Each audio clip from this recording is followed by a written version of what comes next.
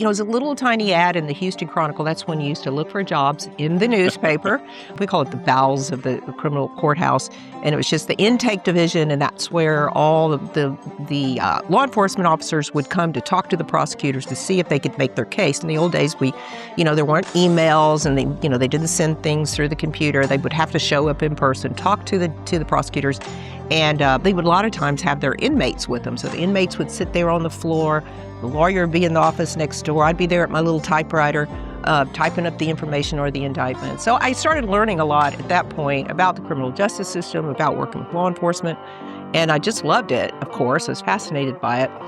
So I started going to law school, kept doing that, doing the graveyard shifts on that, and then worked as a legal intern where at that time, all the domestic violence victims had to come directly and tell their story to the DA. The cops didn't take those charges. That was a long time ago.